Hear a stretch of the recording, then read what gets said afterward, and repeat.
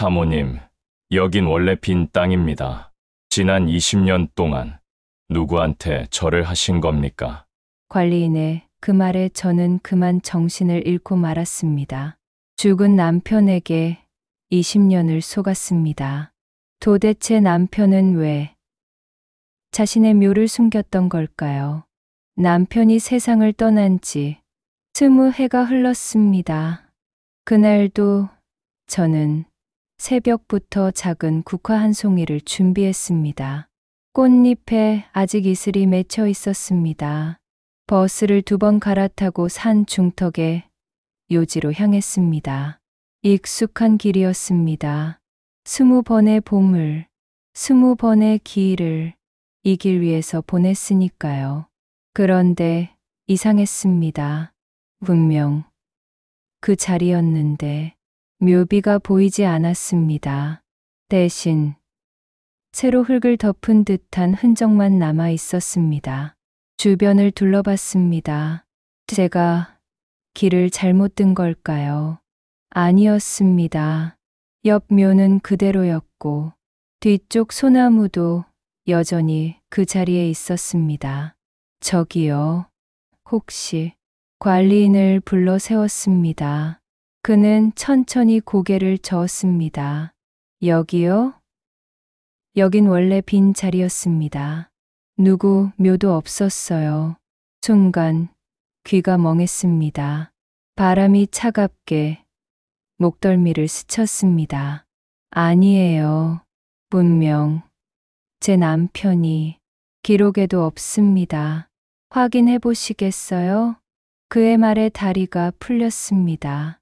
20해 동안 저는 남편의 묘가 아닌 곳에 내년 절을 올리고 있었던 겁니다. 손에 든 국화가 바람에 떨렸습니다. 집으로 돌아왔습니다. 머릿속이 하얗게 비어 있었습니다. 현관에 신발을 벗고 거실, 소파에 주저앉았습니다. 한참을 멍하니 앉아 있다가 문득 서랍장이 눈에 들어왔습니다. 남편의 낡은 앨범, 오랜만에 꺼냈습니다. 먼지가 수북했습니다. 천천히 페이지를 넘겼습니다. 젊은 날의 남편, 군복을 입고 웃고 있었습니다. 그런데 이상했습니다. 처음 보는 남자의 얼굴이 남편 옆에서 환하게 웃고 있었습니다. 사진을 뒤집었습니다. 짧게 적혀 있었습니다. 형님, 약속은 지켰습니다. 그리고 아래엔 익숙한 듯하지만 기억나지 않는 번호가 적혀 있었습니다.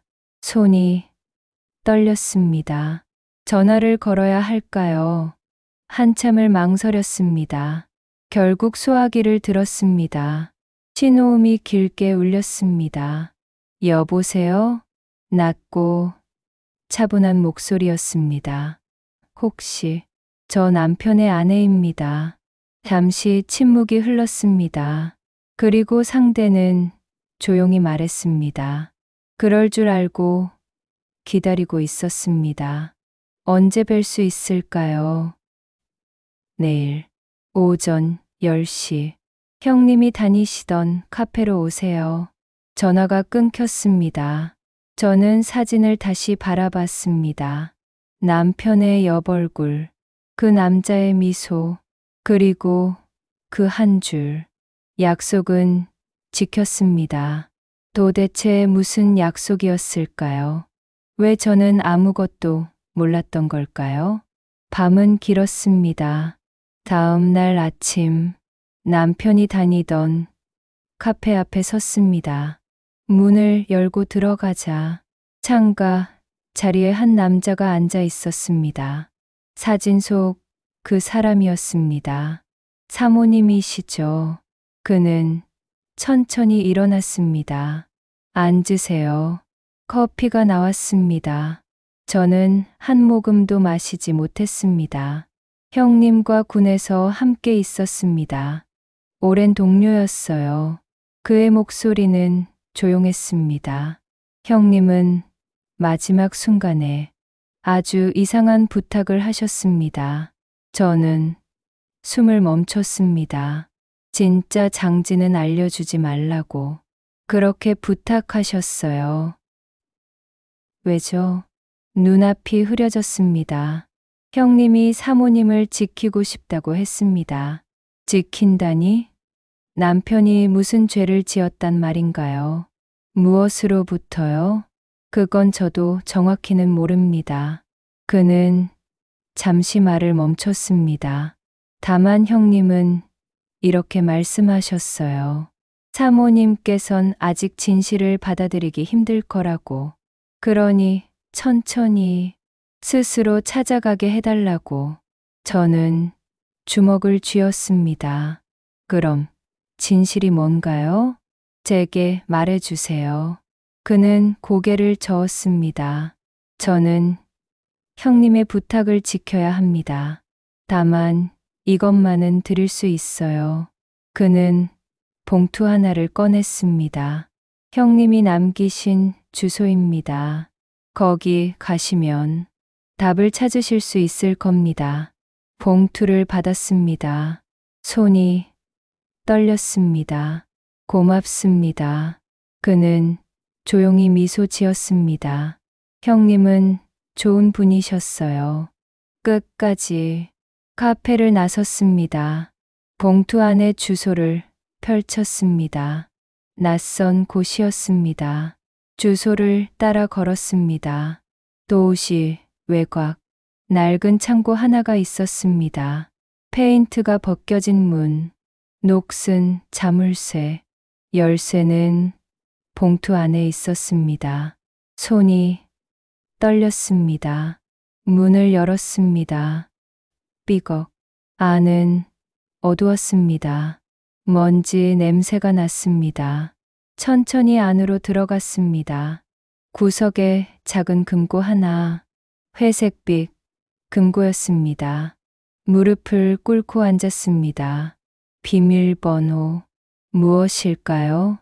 남편의 생일? 아니었습니다.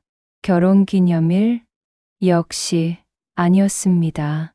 그때 문득 제 생일이 떠올랐습니다. 떨리는 손으로 눌렀습니다. 딸깍 열렸습니다. 금고 안 5장의 편지가 있었습니다. 첫 장을 꺼냈습니다. 남편의 필체였습니다. 여보, 내가 떠난 뒤 당신에게 찾아갈 사람이 있을 거요. 눈물이 흘렀습니다. 편지를 계속 읽었습니다. 하지만 그 사람이 하는 말은 절반만 믿어요. 당신을 지키는 건 내가 아니라 우리 둘의 진실이니까. 우리 둘의 진실? 무슨 의미일까요? 머릿속이 복잡했습니다. 남편은 나에게 뭘 숨기고 있었던 걸까요? 그리고 도대체 누구로부터 나를 지키려 했던 걸까요? 두 번째 편지를 펼쳤습니다. 여보, 미안해요. 끝까지 말하지 못해서. 하지만 당신은 알 거예요. 시간이 지나면 편지를 다시 접었습니다. 가슴이 답답했습니다. 창고 밖 바람이 불었습니다. 저는 편지를 품에 안았습니다. 남편의 목소리가 들리는 것 같았습니다. 그 남자를 다시 만났습니다. 같은 카페, 같은 자리였습니다. 편지는 읽으셨나요? 네. 하지만 아직 이해가 안 돼요. 그는 고개를 끄덕였습니다. 형님이 그러실 줄 알았어요. 그는 오래된 봉투 하나를 꺼냈습니다. 형님이 마지막에 저한테 건넨 지도입니다. 조용히 봉투를 받았습니다. 손이 떨렸습니다. 천천히 열었습니다. 낙엽 같은 종이가 펼쳐졌습니다. 지도였습니다. 산 기슭에 아주 작은 동그라미 하나, 붉은 잉크로 쓰여 있었습니다. 여보의 자리, 그리고 그 아래 남편의 마지막 문장.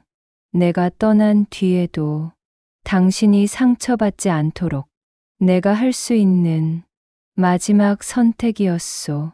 눈물이 흘렀습니다. 이제야 알겠습니다. 남편은 저를 속인 게 아니었습니다. 지키려 했던 겁니다.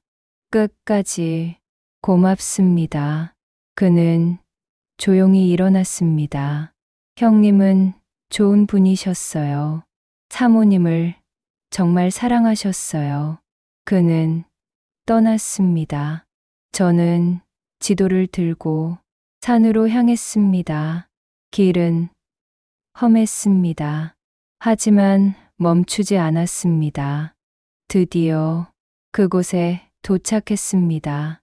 작은 묘비 하나, 이름이 새겨져 있었습니다. 무릎을 꿇었습니다. 당신의 비밀도, 당신의 침묵도, 이제는 이해해요. 바람이 불었습니다. 남편의 목소리가 들리는 듯 했습니다. 여보, 이제 그만 마음 놓아요. 저는 미소 지었습니다. 고마워요. 당신. 국화 한 송이를 놓았습니다. 진짜 자리에 20해 만에